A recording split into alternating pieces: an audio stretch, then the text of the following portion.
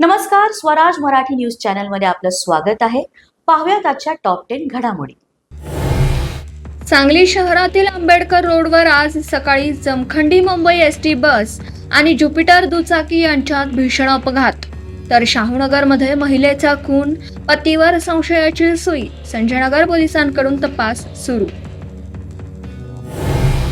हिंदी सक्तीविरोधात ठाकरे बंधूंनी सरकार विरोधात थोपटले दंड. मनसेचा 6 जुलैला गिरगाव चौपाटीवरून मोर्चा, तर 7 तारखेला उद्धव ठाकरे यांच्या उपस्थितीत मराठी समन्वय समितीचा एल्गार. पहिलीपासून त्रिभाषा सूत्राची सरकारची भूमिका राज ठाकरेंनी सपशील फेटाळली आहे. मराठीत शिकून दादा भुसे मंत्री झालेच ना, राज ठाकरेंचा टोला. दादा भुसे रिकामे हाताने परतले. हिंदी सक्ती म्हणजे भाषिक आणीबाणी. उद्धव ठाकरेंचा हल्लाबोल. भाजपच्या एकाधिकारशाहीला हाणून पाडणार, ठाकरेंचा इशारा.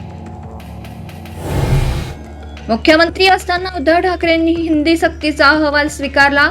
उद्योग मंत्री उदय सामंत यांचा दावा. मातृभाषेचं प्रेम 3 वर्षांपूर्वी नव्हतं का, लगावला टोला.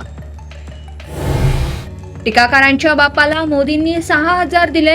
आमदार बबनराव लोणीकरांची जीभ घसरली. अंगावरचे कपडे, बूट, चप्पल सुद्धा सरकारमुळेच मिळाले असं वक्तव्य. विरोधकांकडून हल्लाबोल. मुख्यमंत्र्यांनी उपटले कान. शक्तीपीठ महामार्गामुळे महाराष्ट्र कर्जबाजारी होणार. अजित पवारांच्या अर्थ खात्याची अहवालात भीती. मार्च 2026 पर्यंत राज्य सरकारवर 9 लाख कोटी रुपयांच्या कर्जाचा बोजा पडणार. लाडक्या ठेकेदारांच्या मदतीसाठी नवनवे प्रकल्प काढले जातात. शक्तीपीठावरून संजय राऊतांची टीका. तर 80,000 कोटींचा खटाटोप असल्याची हर्षवर्धन पाटलांची टीका. सोळेकडूनही सवाल उपस्थित.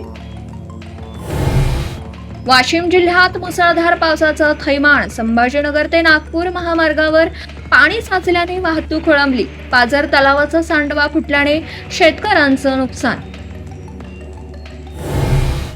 आज ज्ञानेश्वर महाराजांची पालखी लोणंद, तर नामदेव महाराजांची पालखी आंबेजोगाईत दाखल होणार. नीरा नदीत ज्ञानोबांच्या पादुकांचं स्नान. आजच स्वराज मराठी न्यूज चॅनलला लाईक करा, शेअर करा आणि सबस्क्राईब करा.